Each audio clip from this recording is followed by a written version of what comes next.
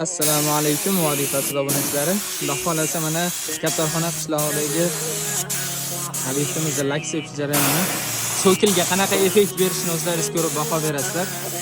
Ishimiz sifatli chiqishi uchun kunikalariga tegib ketmasligi uchun mana shunday nimalarni yopishtirib olyapmiz. Malyarniy skochlarimizni. Hop. Bu tomonimiz laklanmagan holati, bu tomon laklangan holati. Bilasiz, o'zlaringiz bitta baho berasizlar. Ideal holatda chiqqan xudo xolasa bu obyektimizda xudo xolasa fasad qismini ham hozir boshlab sizlarga video qilib jo'naymiz.